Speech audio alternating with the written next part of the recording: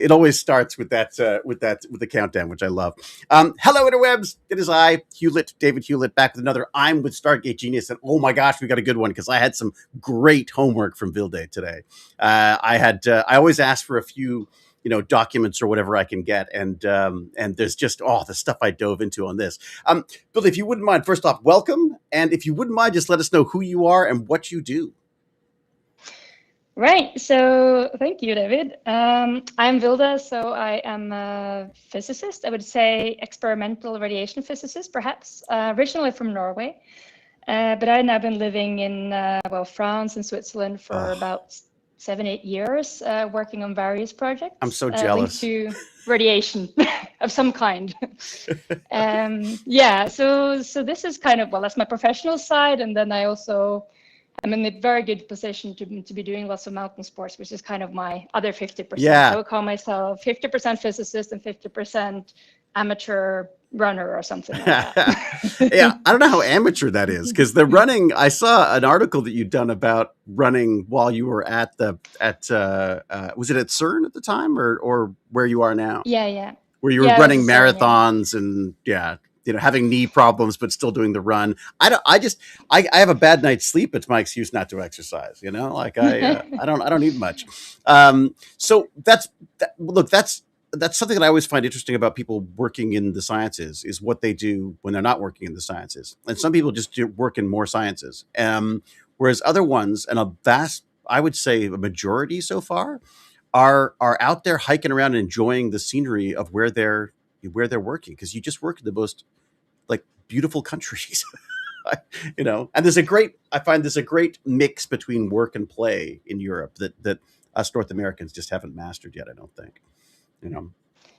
Yeah, no, for sure. I mean, it's something I think, for me, it's really important to kind of, I don't know, you feel like you connect to nature a bit, and then you kind of, you're doing science, but it's important also to, often, when you're running, you can think about science and you process things in a different way while when you're in the lab, then you're thinking in a different way. So I think it's also kind of meditative in that sense. Absolutely. I mean, I feel like stepping away sometimes is the only way to get to the solution, as opposed to just banging your head against the desk trying to figure things out. How did you get started in this? Because it's a pretty specific, it's a specific area of research, and it's not something that people would, I think, immediately think of when they think of what they want to be when they grow up. I mean, how does this happen? How do you get where you are? That's a good question. I mean, I think there are a lot of people in my field that had a lot more straight paths than I've had. So I could have done it the easy way, when I started studying physics just because it was just curious. I didn't have any plan or idea about I want to do this kind of physics or that. What was it you liked about physics? What was it that drew you to the physics? I think it's just kind of describing what we observe around us every day on a really fundamental level. Yeah.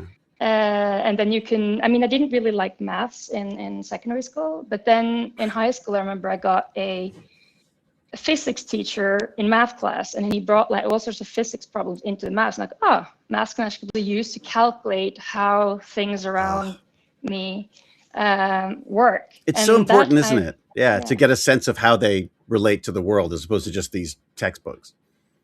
Yeah, exactly. And he was really good at that. And I think that's okay, now I like maths too, because I can kind of see the application. So yeah, that's kind of how it started. And then, yeah, it kind of made sense to me. It was quite tangible. A lot of other subjects which are, equally important, but it's much more subjective in a sense, and you can have much more opinions. And I like the fact that, you can't really have an opinion of whether or not something is right. You can argue whether your measurement technique is right or wrong. Right. But once you kind of measure something, if the measurement is done correctly, then those are the facts, essentially. I like that part. So do I. And yet I went into the completely wrong field. I pretend to be smart, and which is all it's all subjective stuff. Whereas I'm absolutely drawn to the the specifics of all of this stuff. I love the science side of these things. Was this something? I mean, did you find a group of people who were interested in this as well, or was this something you worked on your own? Was this a how you know what the family background? Were they scientists? I mean, what was their? Oh no, they're all economists. Oh, really? So But good. But so there's the number side. There's the number side. this is true. This is true. Yeah. But yeah, very little inspiration from home, I would say. Really? So I think it was really that teacher. Oh, wow. Good for them. That did it. So yeah, invited me to him to my now quite recent PhD defense as a kind of like tribute, because I don't think I would be here today. Yeah, I did. Oh, that's amazing. That's really nice. Did he give you notes after? Really no, I didn't do that. But like, yeah, I hadn't seen him in what, 10? No, more than 10, almost 15 years. Oh my God. Can you say his name? Is Yeah, his name is Jan Paulsgaard. He's Swedish, but he just retired recently and lives in Oslo. And oh man, he's got to be so excited. Yeah, no, I mean, I've also read that he's inspired a lot of other people, so he's great. So yeah, that's kind of took me to. So he bridged physics and math for you, and is that something? And obviously, that's something fairly unique to some extent. His approach to this stuff is I'm always sort of looking for how do they, how do we make every teacher like that? And how do we make every teacher in every subject that kind of, instead of sort of just hoping for the best when it comes to teachers? Was there something? Was he excited about this himself? Was he? Yeah, was that what it was? Yeah, for sure. I think that, because I think probably a lot of teachers had done that before without like getting through to me for whatever reason, because I think a lot of problems that you solve in maths are inherently, if you think about it, it's solving a real world problem. But no, he had this enthusiasm, and I remember he was very into climbing. And so he would take like climbing equipment to school, and then, well, this was in physics class later on, because I then chose physics as an elective subject because of him. And he would bring these like cams that you use to secure yourself to the wall when you're climbing, and like explain how this was actually a very safe device because the forces are pointing like that, so there's no way you can actually pull it out, like these sort of things. And he was with such excitement. And I think that was just something. Yeah, this is genius. Again, subjective.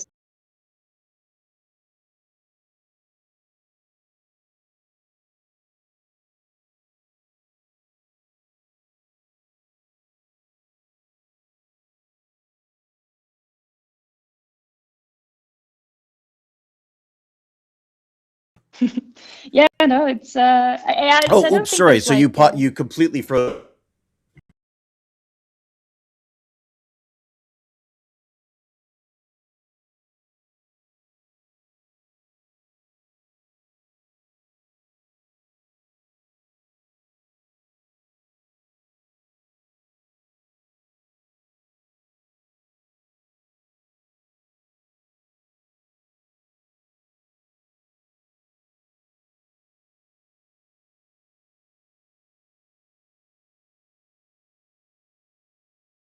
Actually, I'm having some internet issues. Let me see if I can fix that. All right. Apologies. I was like, oh, it's got to be you and your iPhone, but nope, it's me. Okay, let's try. Yeah, no, actually, the internet should be fine because I'm on the corporate one. So unless that breaks down. That's right, using the corporate one. Very smart. Okay, I'm gonna. I may have a little interruption here for a second. Let me just see if I can do this.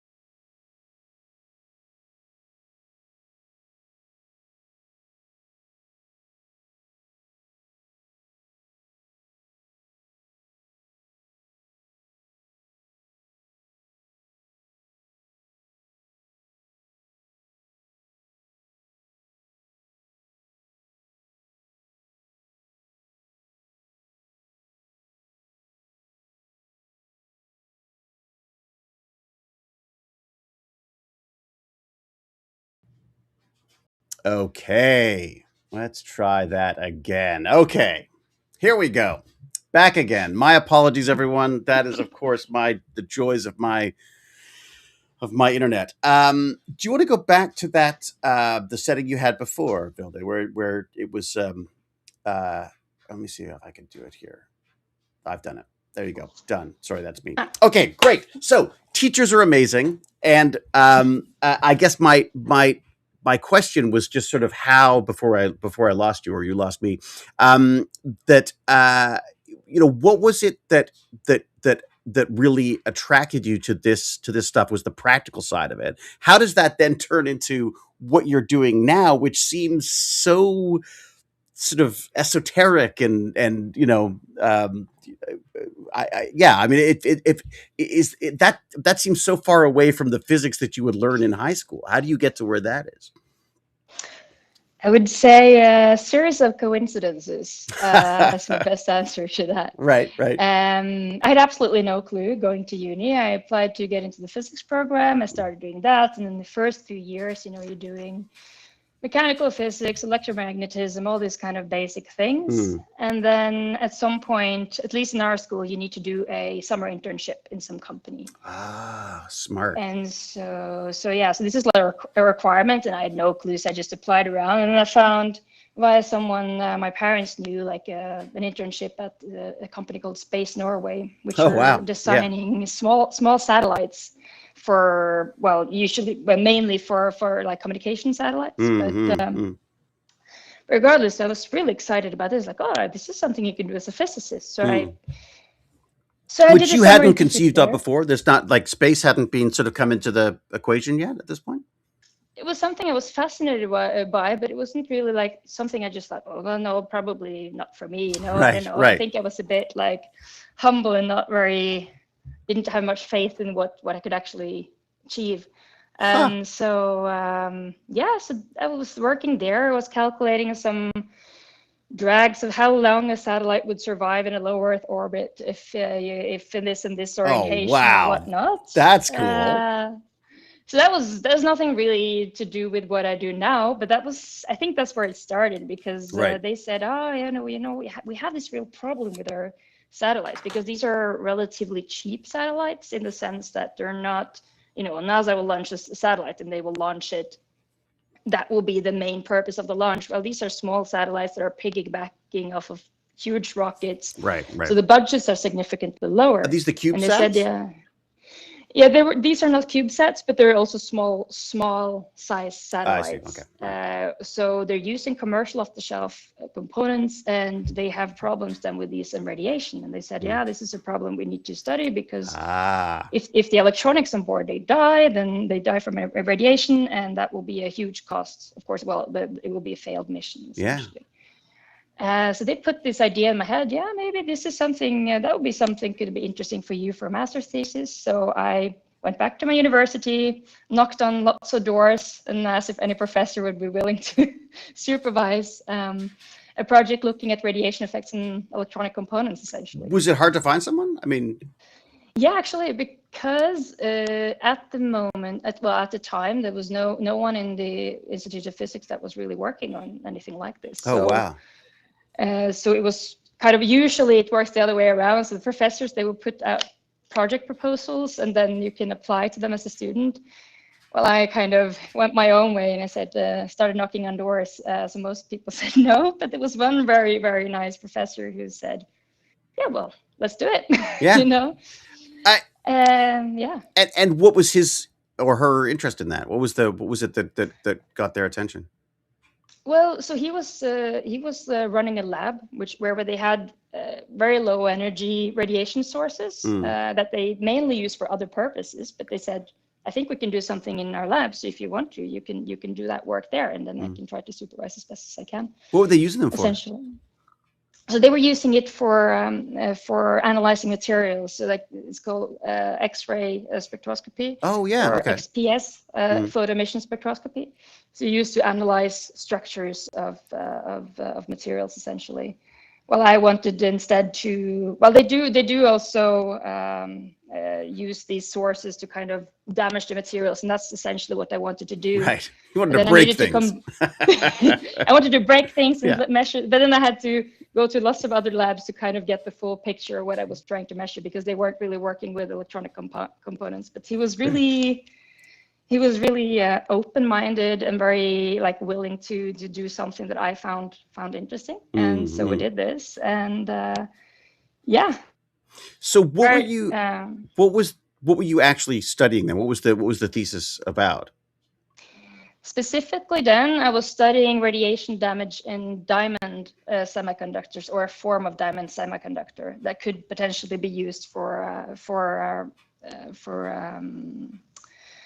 as component in radiation environments, because diamonds are more rad-hard. It's a more rad-hard material, and you could also use it for high frequency applications. And I mean, it has a range of applications that are not so suitable for typical silicon components. But then now it's a while since I left these fields. I know a lot has happened with other materials, other kinds of semiconductors that have come up.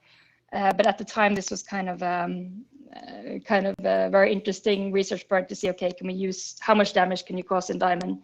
It turns out you can cause quite a lot of damage if you really try to. Really?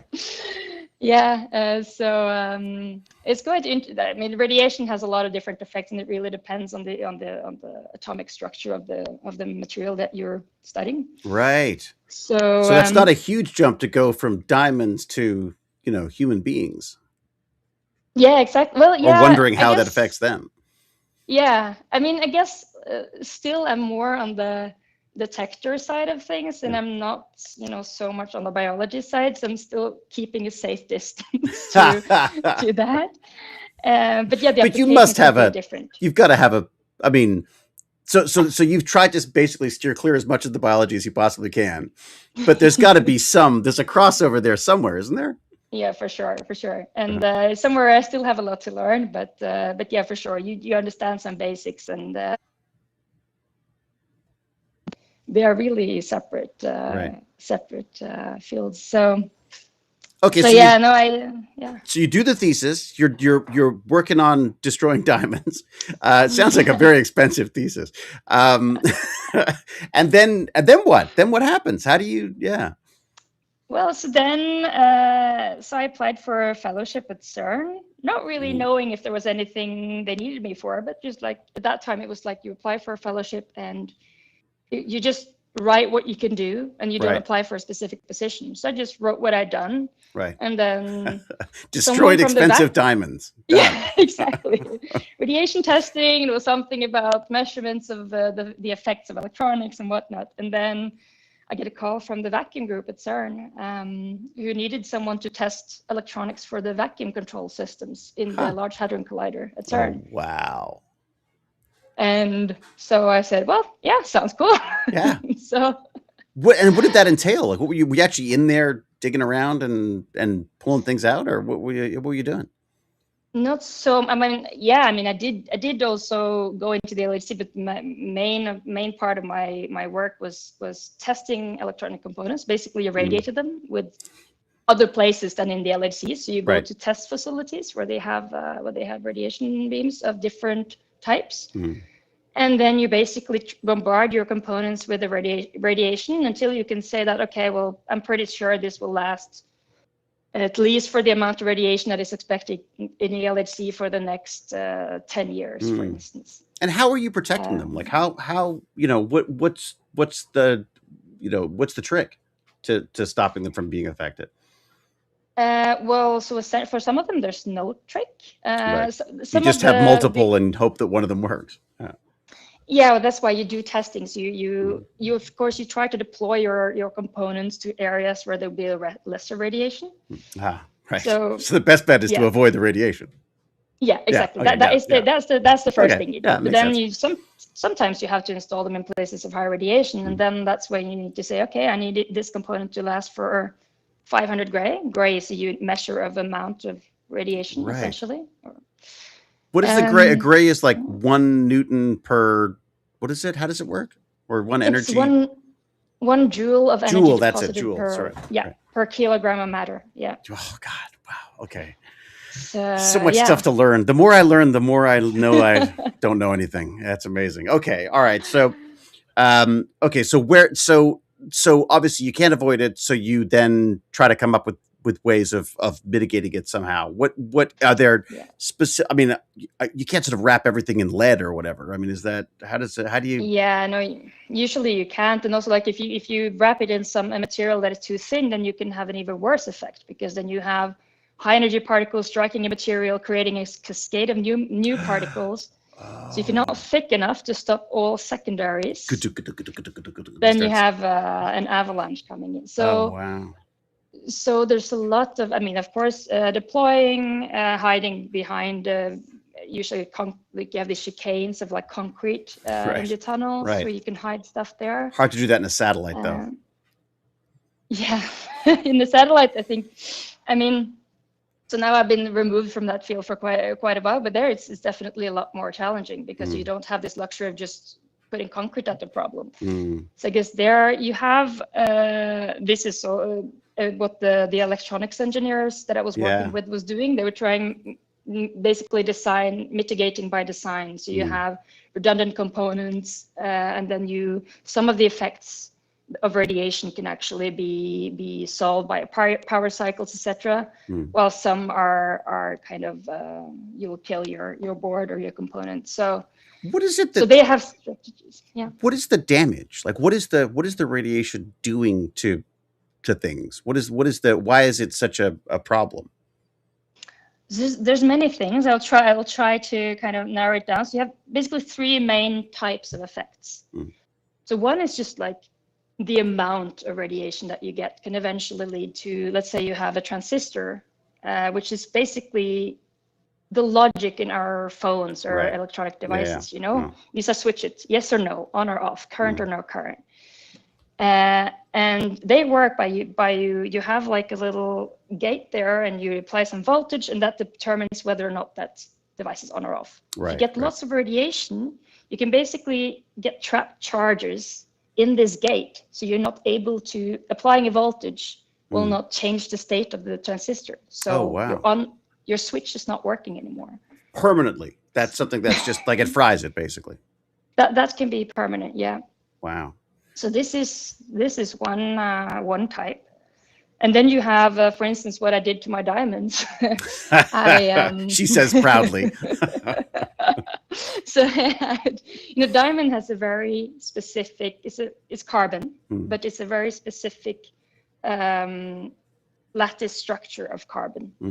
So you can have graphite, it's also carbon, but in a completely different configuration. The carbon's atoms are organized. So radiation can cause something called displacement damage, where the particles are basically just knocking these carbon atoms out of their position, and then when they kind of stop moving, they are in a completely different position. Right. So what I did to that diamond is that I created lots of displacement damage using helium ions, and then these carbon atoms moved around, and they turned into more like an amorphous configuration, which essentially is what you have in graphite. And graphite is completely conductive, whereas a diamond is insulating. Yeah. So then you have a completely different property of your material. I guess, I mean, that's kind of valuable too, though. I mean, in a way, if you could specify what damage, quote unquote, you want, you could create different sort of pathways through the diamond. Is that the sort of stuff that's possible, or is it just too random? Yeah, no, this is way too random. I mean, yeah, because in this case, you want to have your diamond insulating so that you can control it, because you can control that's how you can use it as a switch. If it's amorphous, it's just conductive. You have no control over your device anymore. So you need this kind of lattice structure. So this is like structural change. And then you have the last group of effects, which is more like what we call single event effects. And this is where like a single particle can strike a sensitive node in a circuit or a chip and cause either damage that is just a transient, you get a spike in your signal, or damage that you get some kind of current that is in your system, but if you do a reboot, basically dump all the current and reboot your system, it will be fine. Or it deposits significant energy, it basically burns out your entire node, and then your card is gone by one single particle just hitting at the very, very specific spot. Right. And that's just fluke, basically. It just happens. It just happens to hit something at the wrong time. And and then you just have probabilities for whether or not, given the specific radiation field and the specific components, what's the probability that this will happen. Wow. It's so funny because I mean, this I immediately start thinking about sort of astronauts in space and just our own, you know, reactions to the radiation that we're receiving. Radiation is just such a weird. It's sort of a weird concept for me because it's always just it's something in science fiction movies that always turns things into monsters or you know, turns people bad and gives them superpowers and all this kind of stuff. But I'm fascinated by the idea that something is that powerful and yet is just all, you know, is just basically all around us. Yeah, it is. So you went to CERN. You worked on hardening these instruments against the radiation. What were they doing up until then? Were they about to build something different or something, or were they just having problems with with the existing technology? No, so they have a program for this. So I was then continuing working on that program.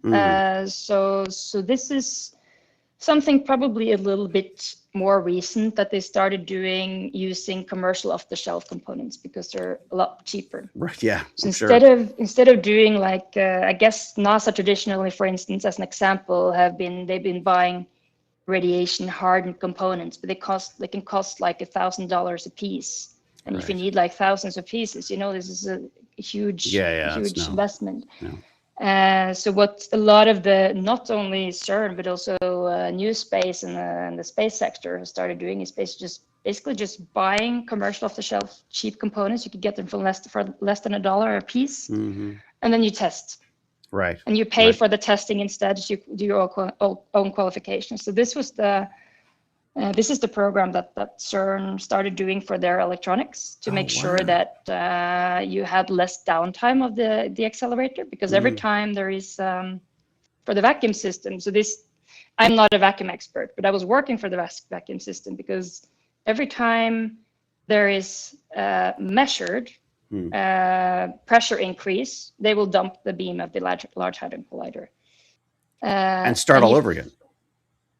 Yeah, they will dump it, and then they will have to refill the machine. But this means downtime, and maybe they have to find the reason because they think it's a leak, and then they have to go and check.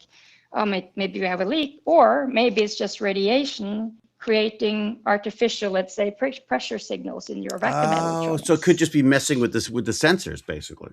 Exactly. So this is why they're really this kind of testing is important for them. Yeah. It's slightly different. And it's not just for the vacuum system. It could be for the magnets. It could be for any kind of subsystem that you need in a particle accelerator that relies on signals from electronic sensors. Right. Yeah. I don't even know how you protect yourself against stuff that because you're kind of the whole point of the accelerator is to make things bounce around and, you know, hit each other and stuff. I mean, I imagine that's like trying to come up with sensors that are going to be able to pick up that stuff has got to be wild.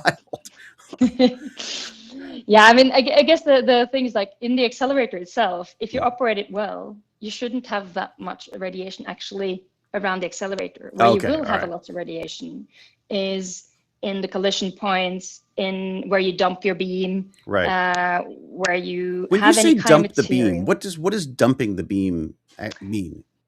That just means basically that you kick it out of the accelerator and then into some kind of target and a block of material. Oh, okay, all right. So basically, instead of it going through the accelerator, it's being directed to something else instead.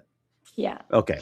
Because that's what you need to do. If you can even go down to the accelerator and do maintenance on it, you cannot have the beam running around. By the way, one of the best one of the best bio pictures that around was yours. The one that I replaced the old LinkedIn picture with, because it just first off, you look like you're having so much fun. and also you're just in this massive collider tunnel. It's extraordinary. I was like, no wonder you're a runner. You don't have much of a choice if you got to walk around that looking for problems. I mean, that's gonna yeah, it takes a while. Yeah, I'm sure.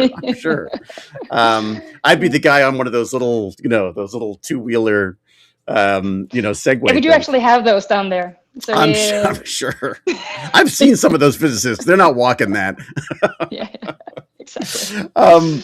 Okay, so what was next? You did your. This was just a summer you were working there? No, more than that. No, this was 3 years. 3 years. Oh, wow. Okay. Yeah. So that's a serious internship. Okay, got it. Okay. Yeah, no, so it was a fellowship, is what they call it. It was kind of okay. like a junior position. Yeah. So you can be, I can be a junior or a senior fellowship, and what most people do if they do a PhD, they do that first and then they do a fellowship. Right. Well, right. I like to do things my own way. I'm getting that sense. Yeah. Not for a specific reason. I mean, I thought about doing a PhD before going to CERN, but I wasn't 100% sure. So I thought, well, I will try this and then see, where it takes me. Yeah, of course. Yes, I did that, and it's a limited contract, so 3 years is max. Right. So then after that, I was looking for what's next, and then I started chatting to some people, and then I got this idea like, maybe there's a PhD project on dosimetry for this new kind of radiotherapy that could be interesting. And then I thought, oh yeah, that's a bit far from what I'm doing now, but still, Yeah. I mean, the link was, of course, the radiation, and in this case, I would be working on measuring the amount of radiation rather than using the radiation to destroy components. But still, right. Yeah, had to remember that going in. Link. Yeah. Some kind of link. But then I thought, this is feels down to earth and quite like a different application that it was certainly easier to sell to my family when they asked me what I was doing. You just say, curing cancer. Done. Everyone's like, great. Right. So what could you explain then? So it's called dosimetry. I can't even say it. What is it? Dosimetry, yeah. And dosimetry what exactly is that? So basically it's the measurements of radiation dose. Oh, okay. All right. Yeah. Like literally dose of radiation. Yeah. Okay. Yeah. And it's the gray.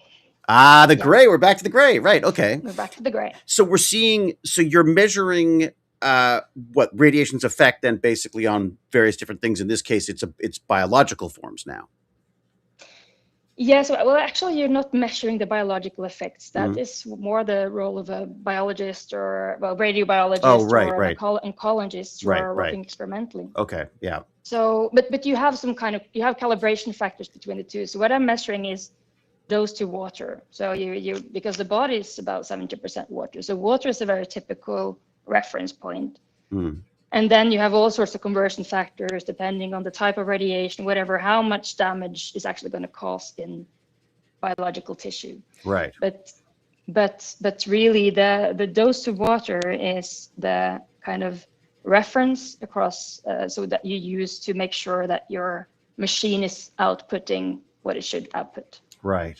So this is how you calibrate your machine output. And this is a legal requirement to be able to put any patient in front of an accelerator and bombard them with radiation. You need to be quite accurate with your dosimetry. Well, that's nice to know. That's good. I feel better.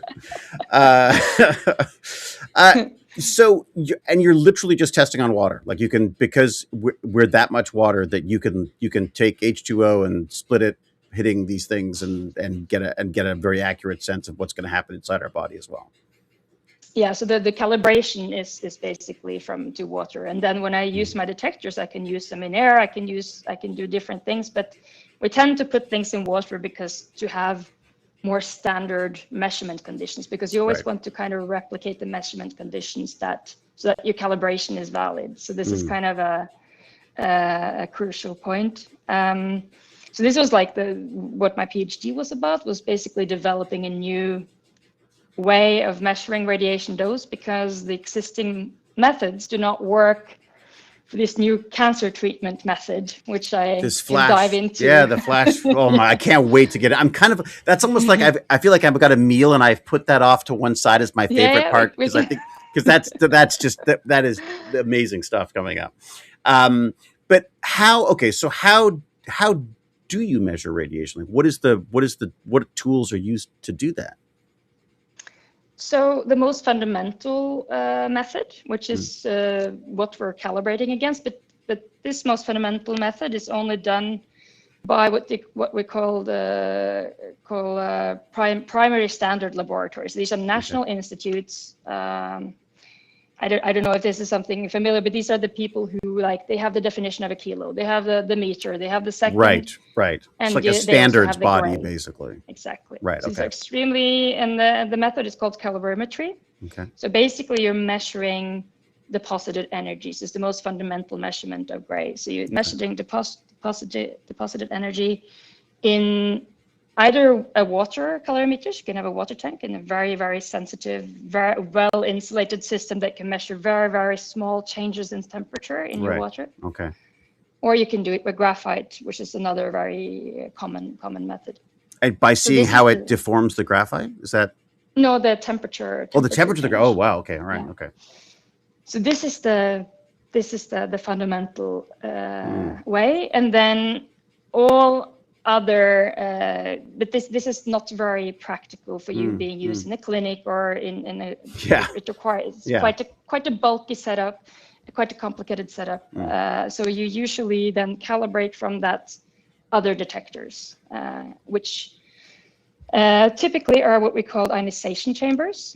So these are basically small cavities filled with air. Right. And then when radiation cross these cavities, this air will be ionized. And then you have an electrodes in this chamber that collect these ions, and then you get a current that is proportional to the dose. So you can see it as a signal, basically, and you can then compare those signals to where it should be, type thing.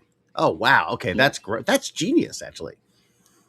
Yeah, so these are like then calibrated to this calorimeter. So they do that with certain intervals to check that it's still because these chambers are not as stable, they can drift and whatever. So this is then calibrated to those, and then from that you can then calibrate all sorts of other detectors if need be. And then you have the problem with. I will stick to ionization chambers because there's a jungle out there of different detectors that you can use for slightly different. But those are really the standard instrument that is used daily in the clinic and also experimentally to a large degree. But yeah, then there are certain conditions under which they don't work so well. So there's still work for people like me. There was I saw I can't remember what I was reading about, but they were saying they were trying to come up with a way of measuring radiation, and they said they finally decided that film was the way to go. And I was like, film? It's like we're going backwards, because it seems to be quite elusive. Like, it seems to be a difficult thing to measure in some of these situations, especially, I guess, when you're dealing with, our next step, which is this flash radiation, flash there. What would you call it? Flash? Yeah. Flash radiotherapy. Radiotherapy, right? Yeah. Which is the as I say, the bomb bouche is the exciting part. That where not that this again. I love hearing how people get to what they're doing, and I think that's really important for people to see as well, because I think a lot of people feel the way you did about, like, space, for example, where it's like sort of space. It just seems like such a huge, those are like space people do that. And the thing I'm learning more and more is that there's just all these different ways into science. That it is actually quite, while it feels quite daunting, it's actually quite open to people if you've got the curiosity and the interest and stuff. So now you have a job you can explain to your parents, which is great, because you are now using this radiation to treat cancer, which I read a statistic somewhere that basically 1 in 2 people will have cancer before they're gone. But maybe not different forms of it, obviously, but basically it's almost a part of us at this point. So you are treating that. Well, yeah, I'm just working towards developing things so that other people can treat it. Right. But you're coming up with the tools that they will then hopefully be able to use to make this product, because the whole idea of radiation therapy is quite destructive, as you've talked about the the damage you've done to diamonds. We're not diamonds. we're as you said, a lot of us is water. Water is exactly what's getting hit by that radiation, I'm guessing, causing the issues. That's where we get into this whole free radical thing, isn't it? Which for some reason is always an ad on face products and things. But this whole idea that, maybe you could explain how radiation interacts with the body. Yes, I can try my best. This is I know you're not the biology side, but maybe from the radiation side, you can explain how it. Yeah. No, so essentially, so it's destroying DNA, and when radiation interacts with the body, so you will destroy DNA, and some of those DNA breaks will repair themselves. So this is the kind of the good part, is that if it doesn't mean that just because you were hit by some radiation means that you're doomed. But yeah, if you give sufficient with radiation, then you will destroy DNA by several mechanisms. You can have basically direct breaking of the this DNA molecule, what it looks like. Right.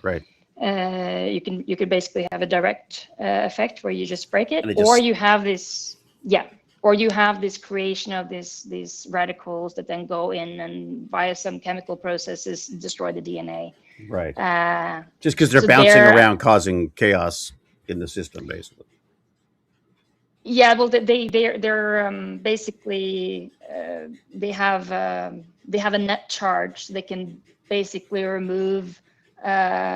If you look at the atomic level, they can attract electrons or ions from other substances and basically create structural damage like that. Oh, so that's how they're damaging, because they're attaching or pulling things away from where they should be.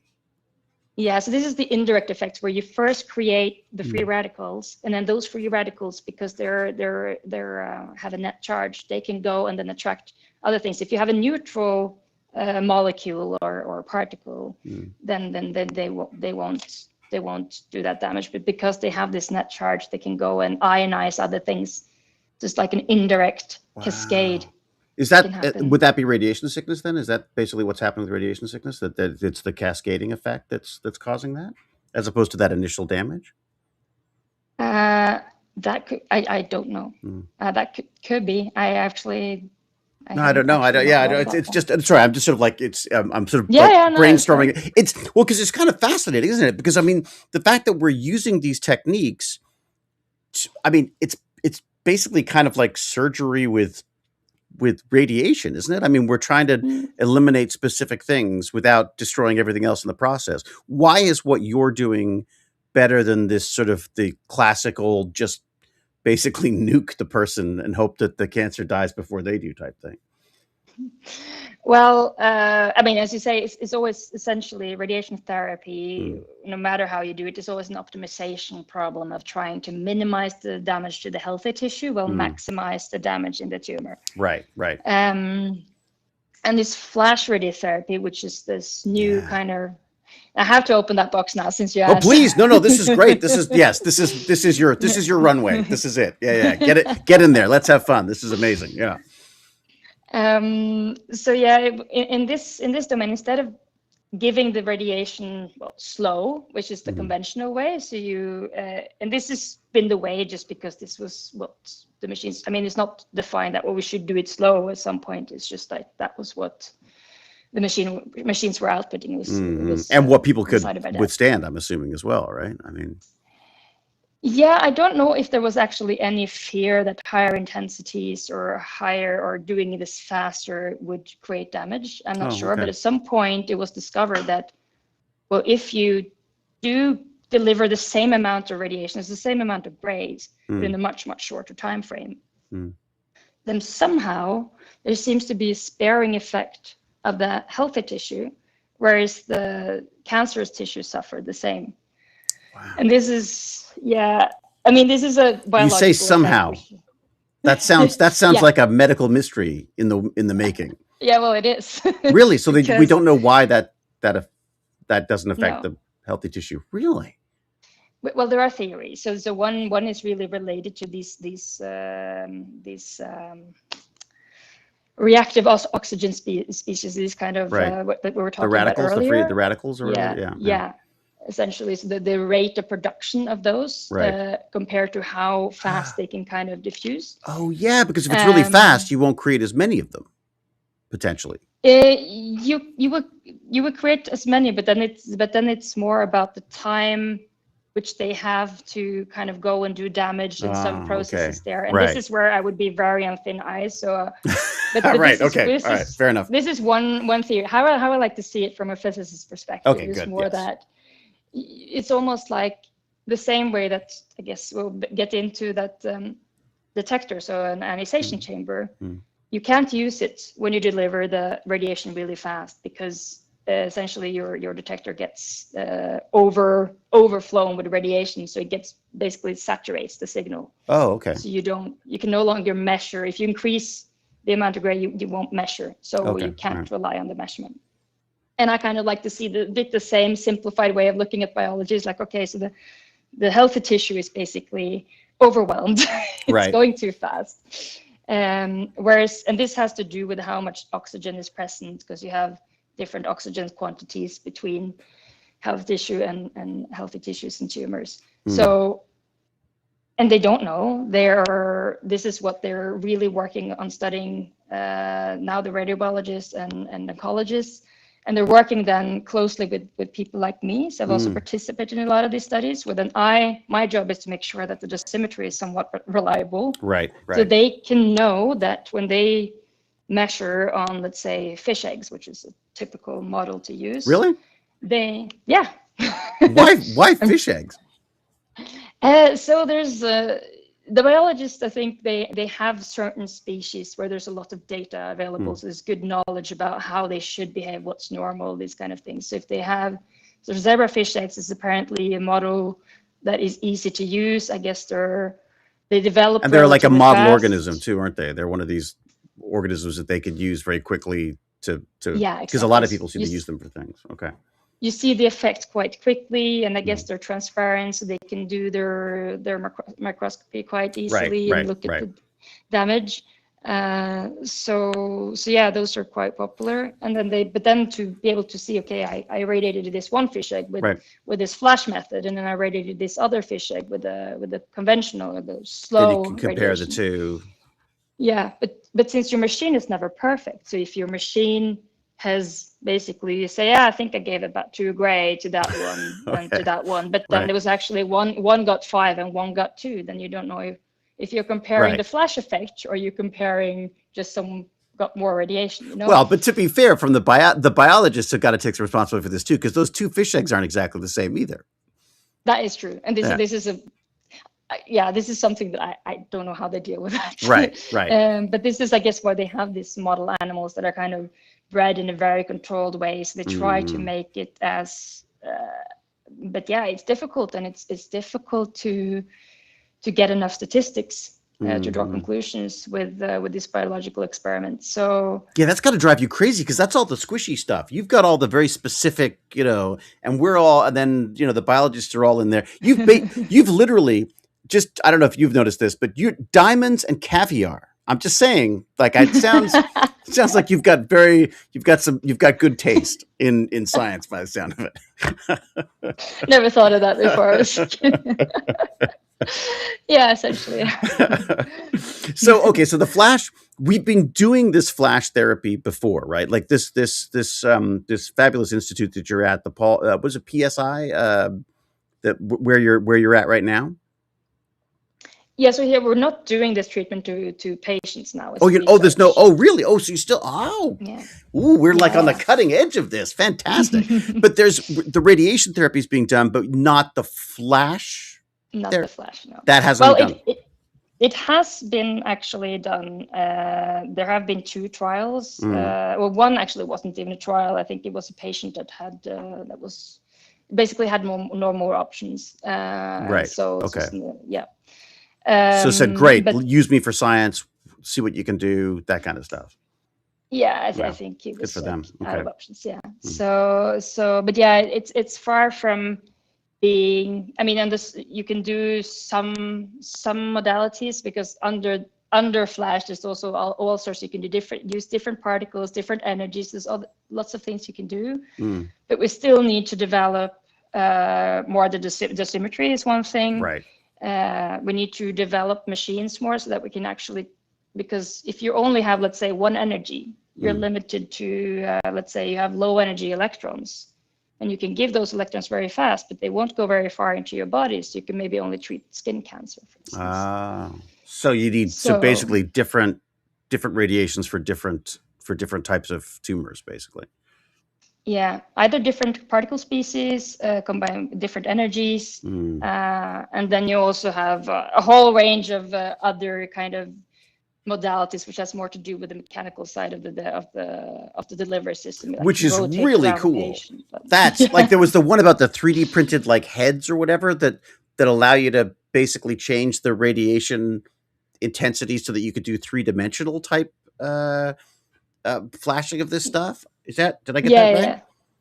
Yeah, so you can have all sorts of where you can modulate your beams. So basically, if you have a machine that you can change your energy, and you can change the angle, and then you can change the intensity, and you can combine it in a way. So you do this in some very sophisticated, what they call treatment planning systems, which basically simulating how can you optimize to limit the surrounding tissue dose, while maximizing inside the tumors. You combine different beams to maximize in the center and minimize around. It just sounds like science fiction. Like, it just, I mean, it feels like it, you know, do you ever sort of step back and just go like, what am I doing?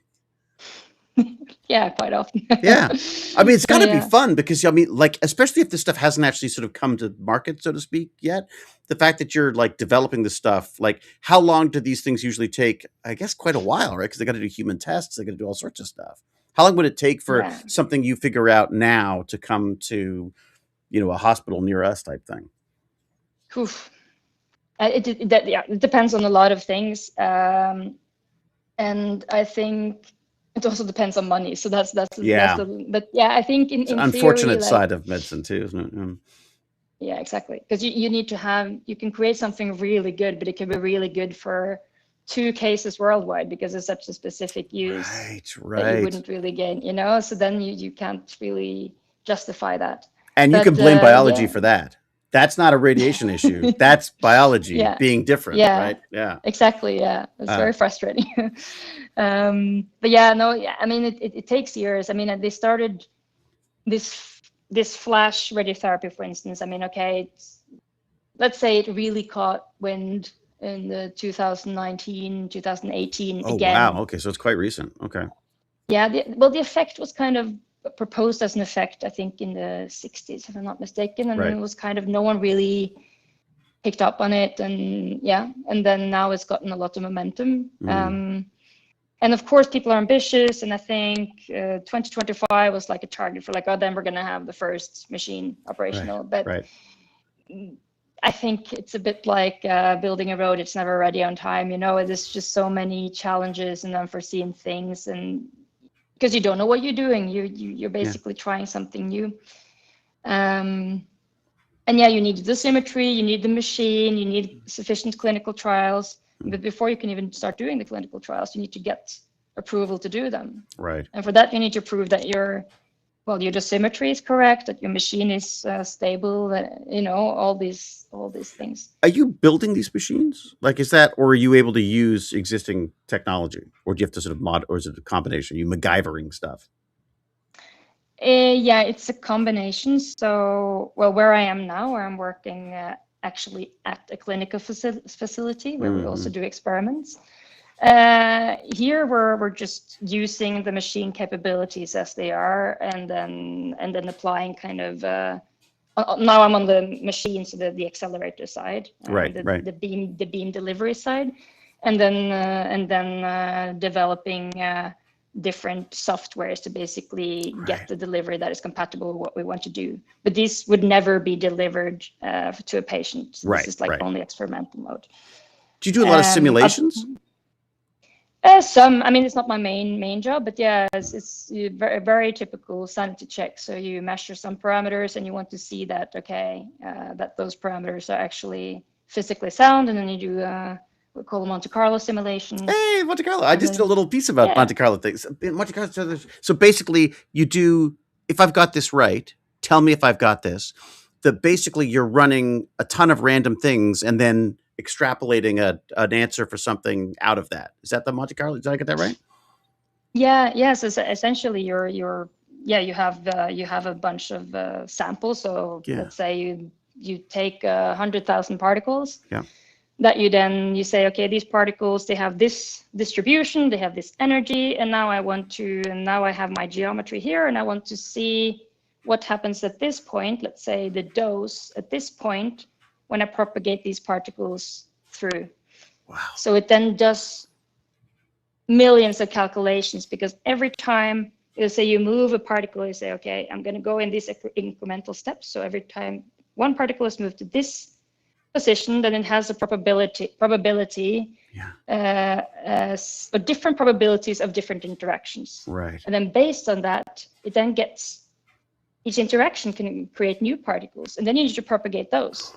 And then your initial particle get a lower energy, and it has a different probability. So you propagate in probabilities and secondary particles, and it's a huge. Wow. So it's probably better just to fire these things at things and just see what happens. Like it seems like that simulating it's going to be kind of, yeah. So what is it like? So what is a day for you? Like, what do you do? What is your, what does this job look like from a day-to-day standpoint? Well, it's quite variable, I would say. Sometimes I have experiments. I need to do some measurements in the machine. So then I will, go into the machine, set up my detector, do some measurements, probably wait a bit because there's a patient, or patients have priorities, so there's lots of waiting. Stupid biology. Yeah. This didn't used to be a problem where I was before at CERN. There was no patients. Yes, that's right. You don't have a lot of people wandering into the particle accelerator, right? Okay. But yeah, so this could be one thing, and then other times and then I have a lot of time in the office to just reading papers, especially now because I basically again moved fields a little bit from electrons to protons. So I need to read a bit. And then I'm lots of meetings discussing with we collaborate with other institutes, because essentially what I'm trying to do now in my job is to create a new kind of standard for how to do the symmetry in these high dose rate or very fast proton beams. So that we can actually have some traceability, because it's also quite challenging when you have a new field and everyone is doing their thing, and I'm trying this detector, and then everyone is limited by different, let's say, obstacles or challenges in their accelerators, so they have to modify their setup. But then if you want to compare results of one paper to another, it's very hard, because you don't have any kind of standard way of doing anything. So this is now a project that I'm working on, trying to develop. Like, sounds boring, but it is quite important. No, that's great. Well, because it would open up, because if you've got like a standard across this field, think of all the extra data you've got. Why am I convincing you? You know that. I'm convincing people at home. It's not boring. It's funny how the standardization thing is becoming more and more important, I guess, now as the big data becomes available to people, and we've got AI that could be processing stuff. The idea of if there's a way to somehow standardize this stuff, it just opens up like the much more sort of data and access for people. That's amazing. How do you get? I mean, how do you get sort of consensus on this kind of thing? I guess you got to go back and forth with a bunch of people and see where they're at and what they like and what's working for them. Is that, or do you just say like, no, these are the standards? Yeah, no. Essentially, that's the. So, I mean, we just started this project, but yeah, the first part is now doing kind of the studies of what have people been doing and trying to understand what's the rationale behind, because usually there's a reason why people are doing things. Sometimes it's just because, I couldn't fit it in any other way, so I had to make a MacGyver hack or whatever. Right. Or sometimes it's like, no, this is the only way it will work for the conditions that we want it to work for. So we try to kind of synthesize kind of what's being done currently to comparable facilities, and then we have a set of experiments that we're planning to actually take these primary standards that I was describing, basically the most basic measurement of a gray, bring them here and see how accurate we can do calibration with with the let's say the formality that we were developing, or with the standard that we're developing. Wow. So then we're kind of verifying whether or not that will be feasible, and then the end product will be basically code of conduct, or some sort of standard that's recommendations for how this should be done, and then probably there will be updates to that because we will keep learning. But that's got to be fun, because you get to sort of peek inside how everyone else is doing this stuff. I mean, have you sort of like looked at how someone's got set up and gone like, oh wow, I hadn't thought of that? Or I mean, are there any sort of those eureka moments with this stuff? Well, I had a lot of them, mainly because I came from well, first of all, just because I came from the electron world. Right. Not only the electron world, but the very non-clinical electron world. Yes. So extremely experimental. Yeah. Yeah. So, I had a lot of these moments because now I'm not treating patients and I'm not working with patients, but I'm quite close to them and I see how they work. And then you have it's a very different way of delivering these proton beams that I'm working on now, compared to the electron beams that I was working on there. But then, so for me, it's been like a very steep learning curve. But that probably makes it exciting too, right? Because you're constantly learning new stuff. What is the difference between the electrons and the protons? Is there anything sort of like that a layman like myself would understand the difference between those two, using those two? Yes, I mean the most let's say the most maybe prominent one is that it's the way they interact with let's say water or material in general. But protons, being a lot heavier, so they scatter less, and they have this. So if you take a proton beam and you shoot it through water, then you will get, basically, if you look at how much energy is your beam depositing, you will get a very sharp peak called the Bragg peak at a very specific depth, which depends on the initial energy of the protons. Oh wow! Okay. So what that means is that you can take your proton beam and you can deposit most of the energy at a very, very specific location. So this is whereas compared to electrons, they will basically deposit quite evenly energy throughout the entire. Well, they also have a range, but it's much more. They have a higher deposition even at the beginning, and they just continue until they just stop. Oh, really? So, that kind of sucks for the biology side of it, then, doesn't it? That's why they've got you so busy, I imagine. Well, it depends though on the cancer type, right? Because that's true. If you want to treat, for instance, skin cancer, then you can have a benefit with using low energy electrons, because they have this sharp shoulder at the end still. And whereas a proton you will not be able to treat the skin so easily. So it really depends. And also, again, if you have a very large tumor, for instance, and you need to combine a lot of, because the proton beam is so sharp, you need to combine a lot of beams to kind of cover the volume sufficiently. So it really depends. But for some applications, it's really good because you can get a very targeted dose delivery to your tumor. I see. As always, it's like trade-offs, isn't it? There's always like, this is better, this is worse. Yes. Yeah, exactly. Right. And there's a lot of debates back and forth in the community about this, because some are proton people, some are electron people, some are photon people. I don't think there's any one particle that is better for any case. And I think that's quite important to stress, because I keep hearing from people saying, but protons are much better than all other particles, aren't they? And it's like, well, for some things, yes. Right. Everyone wants to politicize everything. It's always got to be, take a side. Are you electron or proton? I mean, have you become like a fan of the electron now because of this work? I mean, do you feel like you? The proton. The proton. Sorry. Yes. Right. You were the electron. Yeah. No. I mean, honestly, I can't say that I have a favorite particle, but I do think it's very important to keep an open mind about having different options for different types of cancer. But then, of course, these are expensive machines. So if you're going to have cutting edge proton machine, cutting edge electron machine, at some point you got to choose. And I think it's more for the oncologist to judge what is the most generally useful formality. But I think there's some really interesting properties. And I think the common thing that both protons and electrons have which you don't have with photons, for instance, Mhm. is that they're charged, so you can Right. use a magnet to steer them. Right. Which is really useful if you want to be pointing, like that's the, what is it called? The pencil? What was that? The pencil? Yeah, the pencil beam scanning. Yeah. Yeah, could you explain that to us? Because that sounds pretty amazing too. Yeah, so that was one of the new things I had to wrap my head around, because at the research facility where I was, we didn't have any way. In theory, you could also scan an electron beam. We just didn't have the capability of doing it there. But yeah, but with protons, essentially, you have a very fast magnet, and then because the proton spots are quite small, but then you just magnetically scan them across your target very fast. Like steer them as they come through, basically. Is that really? With a magnet? Essentially.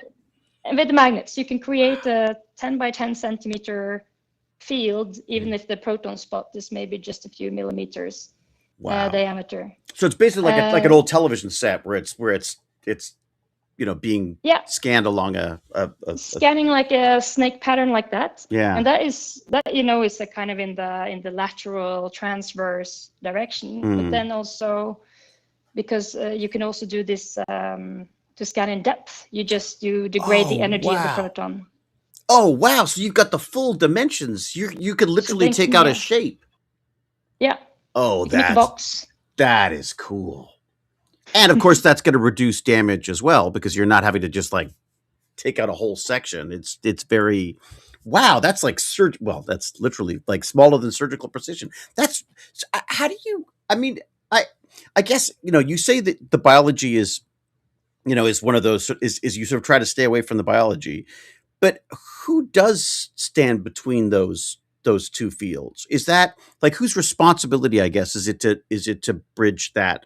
Is that your response? Is that your world between those two, or is there another sort of field? Like, is there a medical field that deals specifically with this?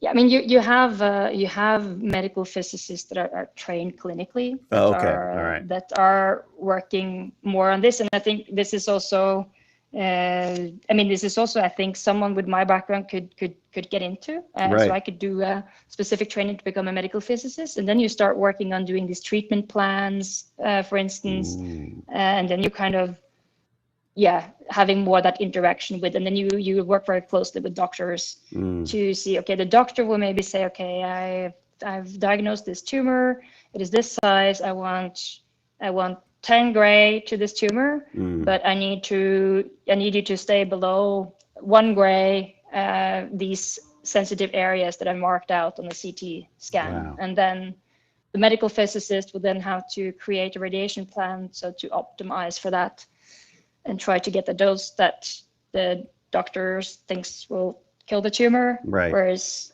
staying below the limits of these sensitive tissues around. Are you tempted? Are you tempted to do that, to study that? No, you like the radiation side. Yeah, I mean, I'm conflicted. Yeah, in some sense, yes, because it kind of feels like you're kind of more attached to like the real application. And well, plus you get credit for it. You're doing all the work, and they're getting all the credit. Well, I'm not sure. I mean, it's also like a lot of responsibility. Yeah, that's true. That's true. No, I'm definitely. I have definitely considered it, and I haven't decided yet. I mean, I still am enjoying doing the research. Right. But for sure, it's a more stable career path. In a sense, because academia and being a researcher it can take you many exciting places, but it can also get tiring after a while to move countries and always hunting for a new temporary position, etc. So your position now is temporary? Like it's not. How long do you have where you are now then? So I have 2 years. Yeah. Really? Yeah. But they're not going to want to let you go. Are they going to? Is that the hope? Is that they're not going to want to let you go? Is that or? Do you have to constantly be looking for stuff all the time then? Yeah, I mean, yeah. It's like being an actor. Yeah. You have to, you do have to think about your next step, yeah. And I mean, I think also it comes more with age. I mean, now I'm in my 30s, and I think when Don't it even came to start. CERN, Don't even start. Yeah, but okay, yes, all right, fine. Sorry. At the ripe old age of 30, yeah. Still a big difference to like coming to CERN. I was 24. I had 2-year contract at the time, which got prolonged to the maximum of 3 years. Wow. But that time it was fine, I was just like, oh, it doesn't matter if I just move, it doesn't really matter. But then at some point you're just like, oh, it's a bit tiring moving countries, new languages, new everything, The new language has friends. got to be exhausting. I mean, between the languages and the cultural differences, and then you're also, in your case, coming in from, from a whole different. Basically, you got to take on the biology side of stuff as well. That is a lot of. How do you have time to run? I didn't. Oh, okay, good. Right, good. I haven't run for 5 months. Right. Okay. All right. Fair enough. Yeah, no, it was quite overwhelming. You're right. I mean, more than I thought it would be. Because essentially I was living in France, but I was working in Switzerland at CERN, but it's in the French-speaking part of Switzerland. So I thought, okay, well, Switzerland, I know Switzerland, but then I moved physically living in Switzerland, and then I'm in the German-speaking part. So then, right. So an ideal situation for you, like looking forward, with a dream job for you in this field would be what? Or you like dying to get out of the field? I mean, I didn't even ask that. No. You seem taken with it for sure. Yeah, no, I am, and I enjoy it. Of course, there's always this trade-off. I think, I mean, there are people who have staff positions, so fixed positions in the field, and I think many of those jobs seem interesting, but there's not so many of them. Right. So I think it's like, yeah, if something like that opens up at the right moment, then I will probably try to go for that. That's quite a change though, wouldn't it be? Because I mean, right now you're doing sort of, as you say, like different stuff every day. Would it be, I mean, it's got to be kind of hard to stop discovering stuff, or, Yeah, I mean, it doesn't mean you have to go to the clinic. You have also staff positions that are more kind of research oriented or research support. So maybe you have some duty work where you have to do some, let's say, more routine calibrations of equipment, making sure they work. But then you also have some time to pursue research projects when you don't have any routine work that you need to be doing. Right. And the same could be true for some clinical roles. That could have like maybe a 20% you could have for research if you want. But I think it really depends, and it's like, yeah, you have to maybe negotiate and see what's available. I think it also depends on the funding and many things. Right. Is there a lot of funding? I'm assuming, given that eventually, with that ridiculous statistic of like 1 in 2 people are going to get cancer eventually, there must be funding for this. Yes, I'm not super up to speed on the funding, but I know that it is a challenge, particularly with proton therapy, because they're much more expensive to run. And what are they like? What is the cost of these things? Like, what is a sort of for want of a better word, a standard machine cost? Yeah, I mean, it's several millions. Really? Okay. Millions. All right. Yeah. And that's not coming down anytime soon. We're not going to get them on Amazon anytime. No. I mean, it's the construction cost is huge also because you need a whole bunker to protect the environment from radiation, and then that's the first part. Yeah. And then the proton machines, I don't know if you ever seen a radiotherapy machine, but if you look in the hospitals that have radiotherapy, they have these I would say small Linux, but it's like a gantry, it's like a rotating device, and I think it would be. Is it like an MRI type thing? It doesn't look like a donut like that. It's more like, but let's say it's 3 by 3 meters or something like that. Right. 3 by 3 by 3. Let's just say, put a number. Right. Whereas the proton machine would be like maybe 12 by 12 by 12, and then you have like the or even more, because if you take the whole chain, because the problem is that the protons are heavier, so you need a lot stronger magnets to bend them. Right. And so everything becomes bigger, and then you need this whole machinery with the magnets and everything to rotate around your patient. Oh, so it's like the mechanics of it is both incredible, but also quite heavy and costly to keep right. Well, I don't tend to get right or to keep right, I imagine too. I mean, that's a lot of moving parts, literally. Yeah, exactly. Wow. So it's my dimensions are probably completely off, but you get the idea. It's like tens of times larger, and the cost kind of goes with the material. Plus, you typically need more people to run it. So right. Are there innovations that you see coming down the pipe that could change this? That could make this sort of more accessible, maybe more cheaper? Yeah, there are some initiatives to try to make. Now, if we're just talking about the convention, forgetting about flash, but just for instance, these huge rotating gantries weighing several tons. There's initiatives where they're studying basically what if you keep the beams of the accelerator fixed and then you rotate the patient instead.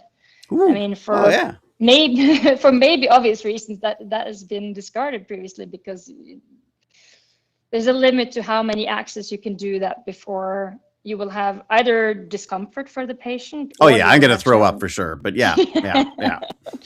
Challenging in alignment, because that is a very crucial thing with radiotherapy, is that you need alignment and positioning of the patient is extremely important, as important as the dosimetry and beam positioning is anything, because if your patient moves, then everything there goes you just put a hole where there wasn't supposed to be a hole, right? Exactly. Wow. And what about robotics? There's no way to sort of have that, like robotic arms able to do that kind of stuff or anything. It has to be, because of the size of these things, they just can't be. Yeah, there are some machines. They called a cyberknife, I think it's called. There are some machines that have these robotic arms, but that doesn't really work for high energy protons, because you won't be able to put your accelerator through this system. Right. So yeah. And there's no other way to get these things up to speed that we know of that could be done in a smaller space.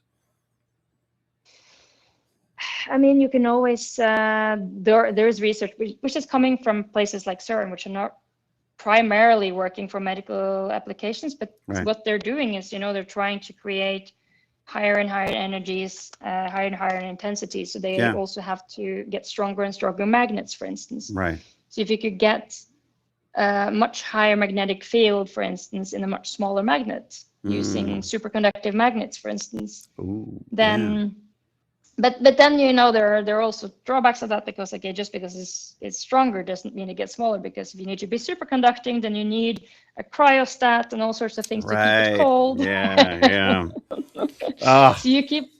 there's a lot of smart solutions that have some implication that then kind of takes you back to where you started. And I'm not saying it's not possible, but you have to get quite creative with these things. And all of that can be helped by the fact that you're working on a standard that will allow us to now be able to sort of better configure things and exchange information. That's only going to help make these things move faster. Yeah, especially at least on now, this would be mainly, well, maybe first and foremost for these biology studies that are being performed, to actually see what this flash effect is and try to understand it and see what setting do we need for our machine to induce this flash effect biologically. So because now I think we're trying to explore how fast do we need to deliver the beam before the effect actually appears. Right. So and what are we looking at right now compared speed wise? So if I go to the local hospital and get radiation therapy, what's the speed compared to this flash stuff? So at the hospital now, you typically be less than a gray per second. Wow. It's the kind of rate. And the flash? And the flash, so the typically stated number is more than 40 gray per second. Wow. But then there's also people looking at hundreds of gray per second. Wow. But so you have a whole range because people have different machines. So we're exploring a whole range, and then the biologist on their side are trying to see, okay, well, what dose rate do you actually need to elicit this effect? And then you can target your machine design accordingly. Right. Wow. I mean, it's such a neat concept, because and it's sort of weirdly counterintuitive, because you'd think a massive, fast dose would be much worse than a nice, slow and easy approach as your body gets used to it and all that. Yeah. But the fact that our body is resilient enough, or the cells are resilient enough to sort of fight back from that is amazing. That's really, I can't wait to for someone to figure out how that all works.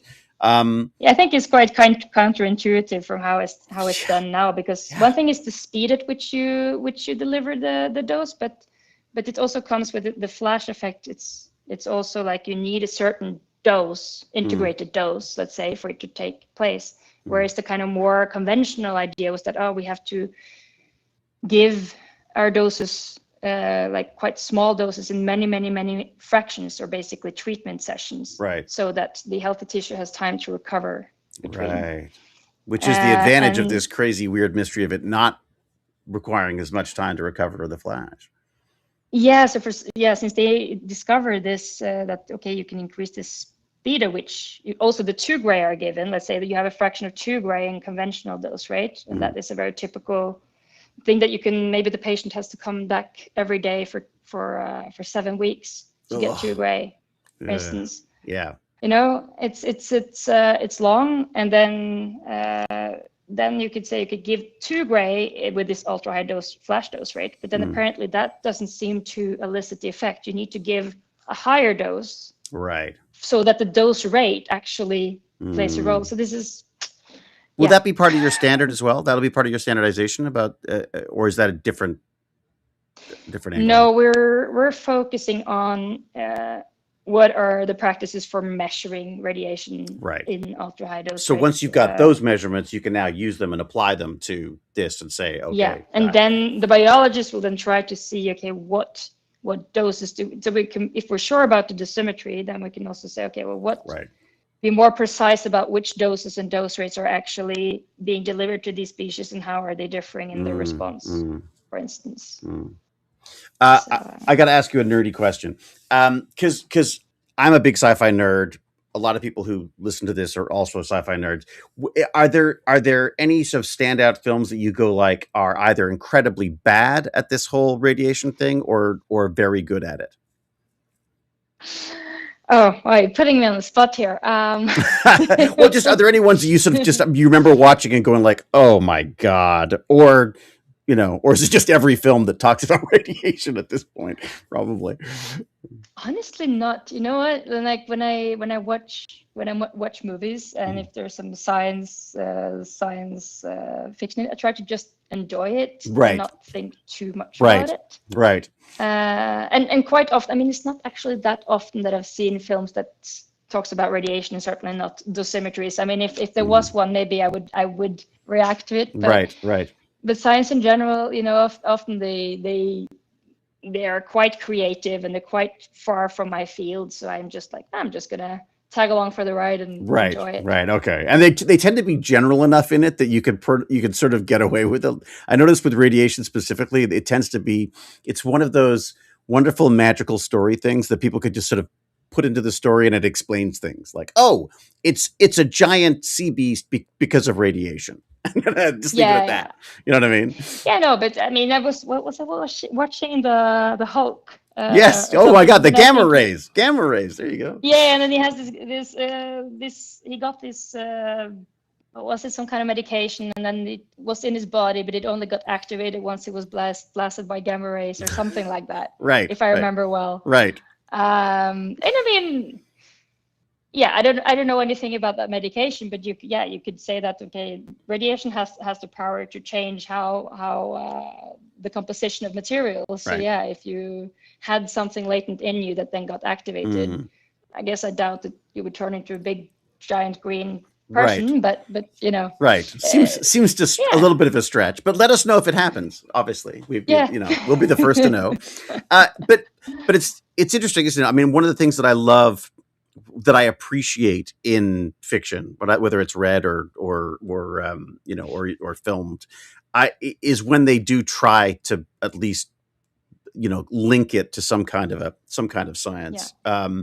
There's a new film, Project Hail Mary, which has, I mean, the book certainly touched on some radiation stuff. If you ever see that, I'd be curious to know what your thoughts are on that. Um, but yeah, and also radiation is also something that tends to be ignored a lot as well.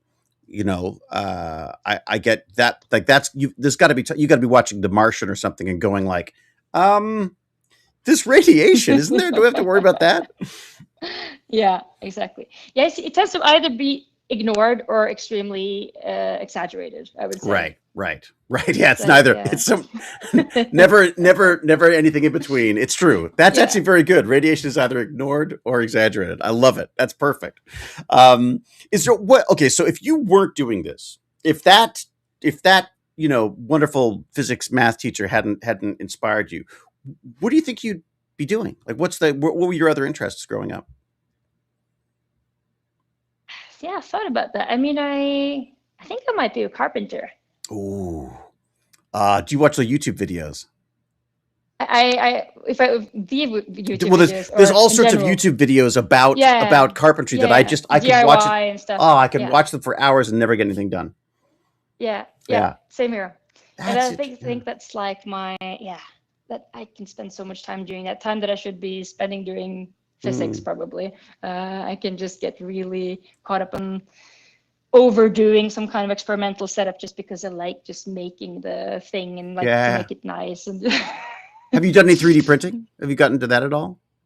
oh yeah, done lots of that. I love it because that's the other thing Yeah, I could I say that yeah. you can watch an ocean, a fire, or a baby forever. Like they're just so much fun to watch.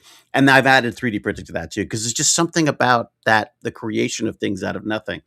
And I was very sort of heartened to hear that they were using the 3D printed heads for some of these radiation therapies as well. We are talking about that.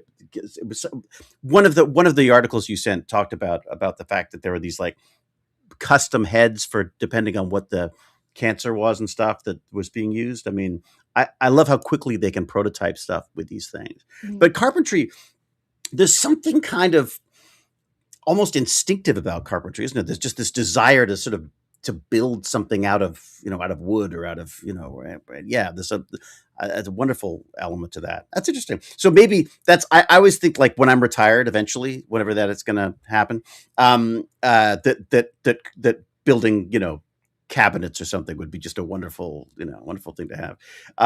If you don't mind, I'm gonna check on questions because I have no idea how long we've been talking. Because oh my gosh, Yeah, sure. oh, for a long time. Oh my god. Okay, stop being so interesting because I've got questions I have to ask now. Okay. All right. I'm gonna just check here. Agne is always amazing at this. Here we go. Of course she's got questions. Okay. Oh wow. Okay, so how bad would it be? This is a question from Raven22 who says, so how bad would it be if there was no standards? Which is kind of where you're No at right now, isn't there? Or are there standards? I mean, there are standards that are for conventional Hmm. dosimetry. So yeah, there are standards. I think if there are no standards, we'll be a lot weaker as an international community because Right. there's only so much you can do with one machine and one team, Hmm. and you need other people to also validate your work. Right. So if you want to work together for a common goal, which I think is basically necessary these days, Yeah. you need standards. You need Hmm. so I don't know if that answers the question, but that's Absolutely. yeah. I would say it would really be a big obstacle for reaching consensus of which way to move forward. It's funny because there's sort of this sort of misguided story of like scientists working alone and writing down all their own data and stuff. And I mean, and the more and more I seem to, as I talk to people like you, it's about how do you extend that network and how do you get as many people on this on the problem as possible and speak the same language. I mean, it's no, the standards thing is fascinating to me because it's not something you would leap to as a thought of like, oh, what do we want to do when you grow up? I want to make standards. I mean, it's not the sort of thing you think of, but it's such a crucial part to the whole process. I think it's a great answer. Okay. SRS Atlanta says, what kind of protection? Oh, I should have asked about this. I should have asked what SPF you use. What kind of protection do you need when working on radiation projects? There you go. So actually, you don't need any protection because you switch Really? off the beam. Yeah. Oh, so you just don't go in while But the beam's on, basically. yes, exactly. So that is our protection. You Mm. don't go in while the beam is on.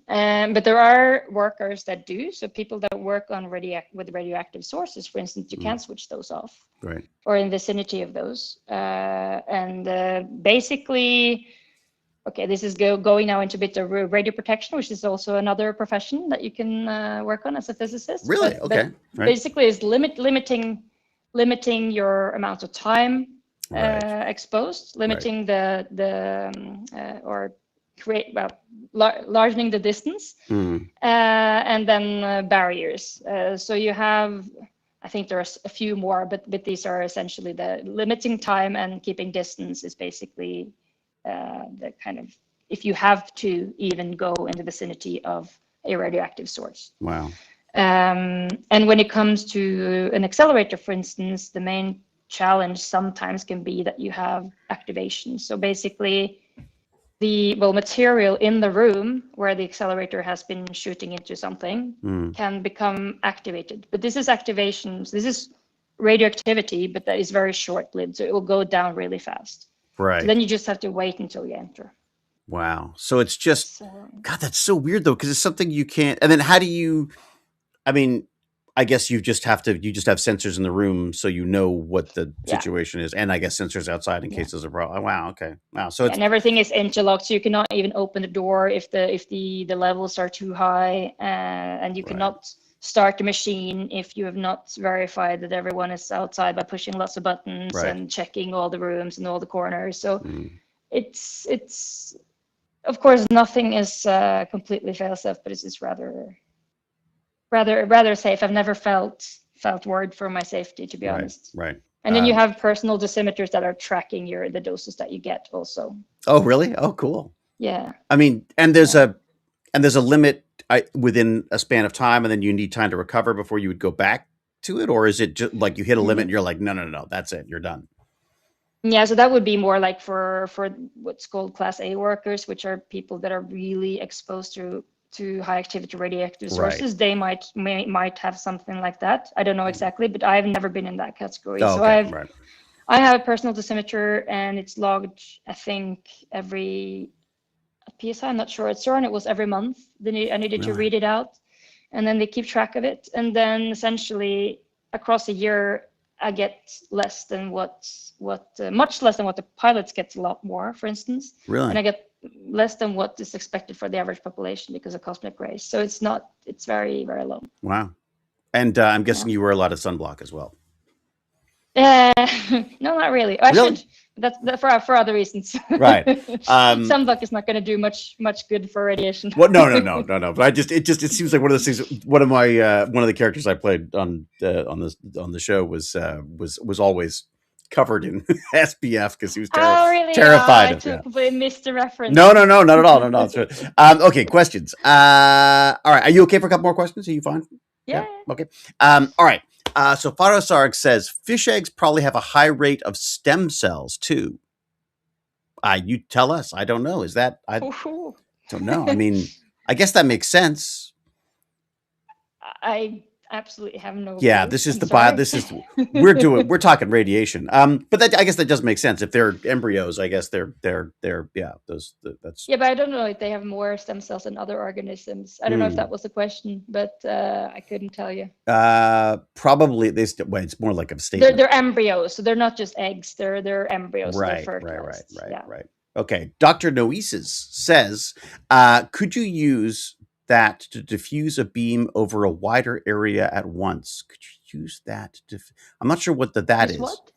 Yeah. I'm not sure. Maybe magnets, I guess, over wider area. I mean, that's essentially what you're doing, but there are basically two methods to diffuse your beam, so to say. So the one way is magnetic. Right. But then you're not really, I guess you're not really diffusing it. You're just moving it in the delivering spot sequentially. Right. And the more standard way is what we call passive scattering. Right. So in that case, you just put a slab of material in front of your beam, and then you diffuse it. Right. And this is a very it's a method that is used practically, but it also has some implications, because it means, for instance, that you're lowering energy, you get a mixed radiation field of different particles. Right. You're lowering your intensity, which might, if you want to do flash radiotherapy, then it doesn't work so well. So there's lots of, but yeah, those are the two methods that are being used to diffuse the energy. Yeah, there's so many things to think about when it comes. Like, there's all sorts of angles on this that I hadn't literally, I guess, that I hadn't really thought of. Okay, all right, more questions. Agnes always got a good question. Did your experience at the International Space University, help in any way for your current career trajectory? So I didn't realize you'd gone to the Space University as well.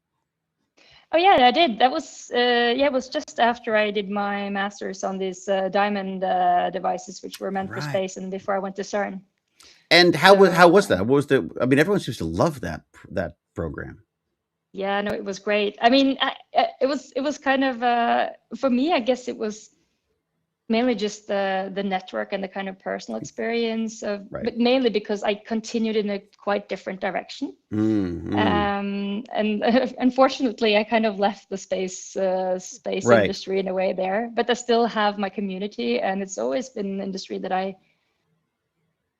it would be interesting to see if I will go back there at some point, because it was kind of by chance, as I said, it wasn't the choice to stop working in the space, space related problems. It was just opportunity showed up here, so you took it.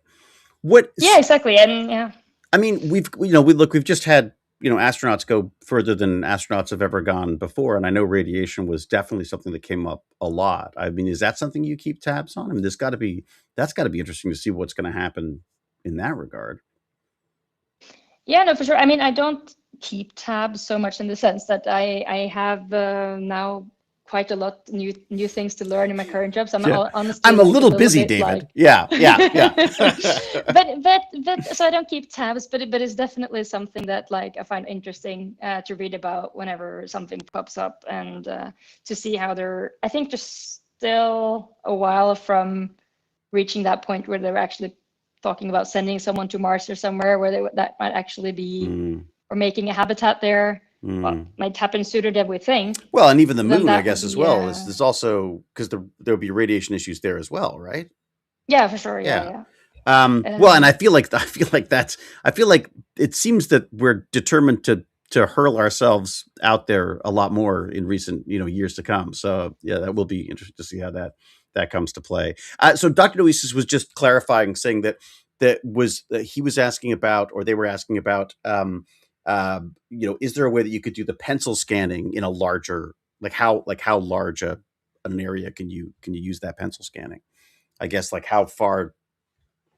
Yeah, so it depends on the machine, really. It's not a specific. I mean, typically 10 by 10 centimeters is achievable here, but then that's a lot of that. Yeah. The challenge is that you need a big magnet, you need a big aperture, and you need to make sure that the beam, the properties of the spots on the edges do not change too much. So you have some edge effects on that changes the size of the spot, and then it's hard to make it kind of uniform. So there are some technical limitations that can be, some of them can be mitigated with tuning your magnets and having more magnets, larger apertures, but there's no hard limit, let's say. But, I see. It gets increasingly difficult the larger you get. Right. The more area you're covering. Okay. Yeah. Its full-time job was saying, don't apparently safe levels of exposure to radiation still cause problems over time? I mean, that's life, isn't it? I mean, I get the feeling like just the fact of the matter is, the longer we're on this planet, the longer we spend out in the sun, or that we're constantly being bombarded by stuff, aren't we? Yeah, I mean, we are constantly being bombarded by cosmic radiation, all of us. Yes, prolonged exposure, yes, that increases the risk, but there's also all these other risk factors that, if you're talking about, for instance, what causes cancer, and it's quite convoluted. It comes to your genes, to what you eat, what you breathe, all these things, and I think again, back to standards. So what the organizations that are working on protecting the people from radiation, they're working with limits that they regard as safe. So Right. so yeah, if you're within that, there's no guarantee that Right. you won't.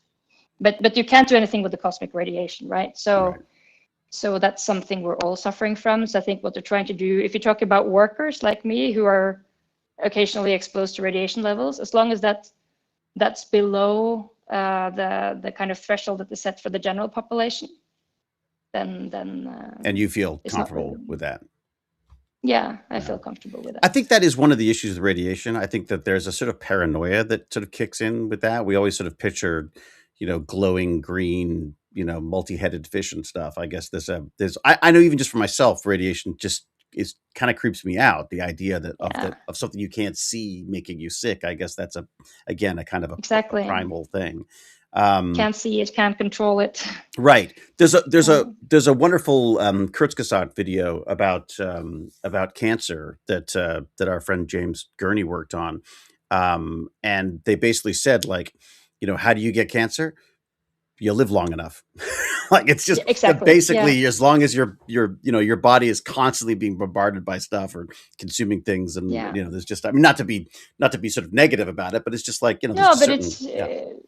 I think it's true. Like because we're all living longer, and at some point we're all gonna get we're gonna have sufficient damage to our DNA Yeah. from not only radiation but other things too. Yeah. Other free radicals that we get in us somehow. That we're gonna get, if we don't die from something else, we're gonna die from cancer. Right. It's Right. It, but yeah, it should be mentioned that most of the damage that is happening to us, the body is repairing. The body is amazing. At yeah. some point, it gets too much. There's Yeah. only so much it can handle. Yeah. So We got to figure that out too. That's the next. yeah. That's the next thing. So this is a great question that I've actually sort of already talked to you about, but I'm going to bring it up again. Sigma Cryer says, "Do you ever find yourself solving physics problems while running, or do you just get to shut off your brain at that point?" uh, I can't think of any great physics problems. I mean, I might get an idea. I was like, oh, I'm going to try this when I get to work, and then whether it's a good or a bad idea. But solve any problems? No, probably not. But I can certainly get ideas on like next steps. Oh, maybe next time I go back to the lab, I'm gonna try moving this to this angle. Maybe that will do something. Right. And then usually you have to do 100 more things before you actually see a solution to your problem. But like little drops of inspiration, maybe. And is running the only? Is that like what do you do to relax? But what do you do after? I mean, after work, research papers, After or are you what? no, then I need to disconnect a bit. So yeah, I mean running. Usually, like I like to run in the forest or in the mountains where there's Yeah. no cars, just like me in the nature. It's Mm. quite relaxing. Do you listen to And music, then or is it no, no? Real, oh, good for you! Wow. no, I'm trying to train myself to have a little bit of time. I mean, I don't run, but even just dog walks, where I get a little time where I don't have something in my ears going, because I feel like at some point you sort of go like, at some point you've got to be alone with your own thoughts. That's yeah, great. So you're doing like, you're doing seriously long runs. That's a lot of me time. I don't think I'd like that. yeah. I mean, sometimes I get a bit like I get the song in my head, and that song kind of goes around like in my Right. head without Yeah. actually an external. The So earworm. yeah, Yeah. yeah, Oh, I do have that on repeat. But yeah, it's no, it's also, I think I'd never done it, so I think if I had gotten used to it, it would be hard to stop. right. But Right. I always had this idea. No, I want to hear if there's something going on. I mean, Mm. if I'm on the road, I want to hear if there's a bike coming or Yep. if a car coming, Mm. or if I'm in the mountains, I want to hear if there's like rockfall or something I need to be Oh, wow. worried about. Good Actually, lord. it was a race I run. They said you're not allowed to use it because you won't be able to hear dangers. Oh, So that wow. wasn't the problem for me, but there was a big problem for people who were like used to running with it and always did, Yeah. and they weren't allowed to use it. Well, I mean, I know a lot of actors who will listen to songs before they go into a scene because that puts them in the right the right headspace. But or even I guess the running again, that's your inspiration. It's almost like a drug, isn't it? Like that you could get that, you Yeah. know. That's amazing. And that's so. And what are there other hobbies? Are you doing any carpentry or anything? I mean, are you doing anything? What else? What else do you like to do? Yeah, I've been all sorts of DIY projects. I've been trying to make this self-watering system for my plants using an Arduino and Oh, stuff like that's that. we're like watching the same YouTube videos. That's Probably, yeah. my wife said to me the other day. She said, "Look, with all your 3D printing stuff, you can't build something to hold the, to build a little, was it UV light? What not UV light? Like a grow light for the the microgreens that we've been trying to grow. The idea of those systems though, and Arduino is what a brilliant creation Arduino is. You Yeah, it know, is super easy to use, and yeah. and are you using any AI at all? Yeah, I mean, I use it more like a sparring partner sometimes. Right. Yeah, but But for that's programming, about. Yeah, sometimes, I yeah. I love mean, it for programming. Love it. I know, yeah, kind of like for like mod in the modular way. So I don't Mm, like to say, okay, make this program for me, copy it and use it. So it's mm, more like to get that if it's like a new framework or new library, I don't really know. It's like, oh, what's the best way to use this library to do mm. this kind of thing? And I get an example, and then I work from that.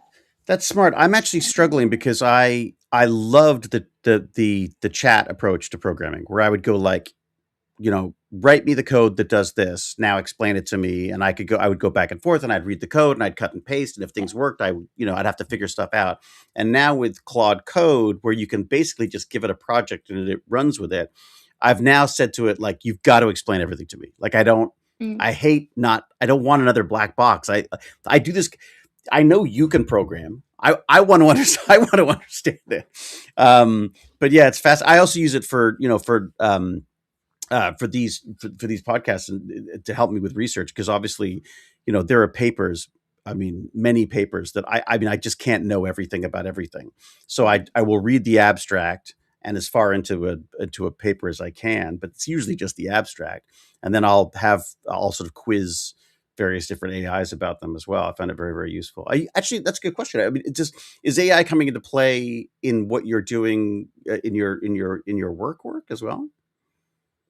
Yeah, I mean, I also use it for actually the same purpose as you, like trying to figure out, maybe it is something I didn't fully understand in a paper and just tried Hmm. using it as a sparring partner on Mm, something that I have some knowledge on, but like I'm mm, not sure if I got it right, so to speak. right. And then I check also with colleagues, of course. But then, yeah, so that's something I use it for myself, but it's very much for medical imaging. Mm, It's now like becoming a big thing of like trying to detect thing or make more efficient plans or mm. evaluating treatment plans, these kind of Right, things. There's a whole group triaging here and working on that.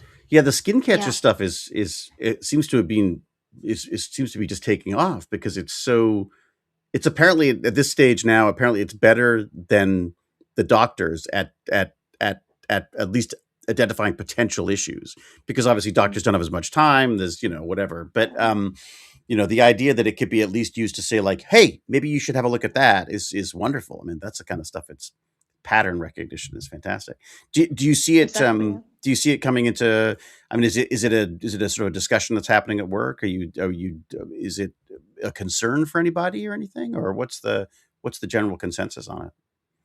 Mm, I get the impression, at least in my group and what we are doing, it's not so much of a problem because Mm, we're trying to develop. I mean, not at least not for the moment, because we're developing new technology or mm. new standards there's nothing out there. Right, because it can't And make stuff these up. I mean, it can yeah, make stuff up, exactly. but not Well, it necessarily. can, but Yeah, it's yeah. usually It's like very a good whole at lot of making stuff bogus. up. Yeah, yeah. Exactly. So it doesn't really have enough data to train on, like, Mm, because that's the whole thing. Like, you need a lot of training data, and then mm, if you're trying to basically establish a new concept, then mm. then so for the moment, no. But I mean, of course, with the, I don't know if generative AI. I'm not super up to speed on the most recent things in AI, but it's my impression that generative AI can make some really interesting artwork, but I'm not sure it's good at coming up with scientifically sound technology. But yeah, it still seems to need. I mean, I've seen, again, I'm using it at a very. It's kind of perfect for me because it's a kind of a general thing, and if I get something wrong, no one's going to die. You know, so I feel like it's great for me. But when I see sort of specialists, you know, interacting with it, it always seems to be, you know, they definitely go like, well, that's sort of right, but it's, you know, so again, good enough for me, but not good enough for actually doing things like, you're not going to type in create a standard, you know, for me type thing. no, not for that, for sure not. But no, it is. I use it for a lot of things. Like if I'm just like having a writer's block, and I just like, hey, can you give a suggestion? How can I write this in a more coherent way, or something like that? And then I try to be kind of cautious of seeing what it actually suggests, so that I can actually improve myself too. But yeah, for sure, I use it a lot like that. But yeah, when you're working, I remember working on my thesis, and I was asking it some things, trying to fact check some things quickly, and I was just like, I already knew. I just was a bit like feeling lazy or something, just like, I'll just check this stuff, and it just started saying things that were like, this is not true. Right. And I also know it was on points where I know there's not a lot of literature out. Right. So it doesn't have a lot of training data. So that's where it makes up even more stuff, because when it doesn't know something, that's when it jumps into exactly. Well, you want an answer? Yeah. I'll give you an answer. My favorite one the other day, what was it? I was asking, I said, give me a, you know, can you give me a little description of, you know, of this person and what they do? You know, as if I was in grade 8 was the idea. So I can just get a, you know, a sort of an overview of it. And it said, absolutely, I can completely do that. Who's the person? And what do they do? And I was like, okay, I think it's just, I'll just Google it. I think I'll Google this one. That's fascinating. I got another question for you from Sigma Cryer as well. Theoretical physics has clear AI success stories, AlphaFold's equivalent in protein folding, symbolic regression rediscovering known laws, but experimental physics is messier, bad runs, calibration drift, human error in lab notebooks. Does AI actually handle the ugliness of real experimental data, or does it only shine on clean benchmark data sets? Wow, that's a hell of a question. Someone's been doing their homework. Yeah, no, definitely. I mean, I think the first challenge, I mean, if you have a lot of data, then you can use AI on it somehow. I mean, but yeah, you need some kind of truth to evaluate. This is anyway how I understand the people who use now AI in their research. They typically benchmark it against some ground truth, and if you don't have that ground truth, right, like once you've got your standard, great, then you could use AI to find patterns for you and all that kind of stuff. But you still need to teach it, make it more efficient. And, right. But here I'm also like a little bit, I'm not an AI expert at all, so I'm sure there are creative ways of doing it, and maybe the people who are working on these, he was mentioning theoretical physics.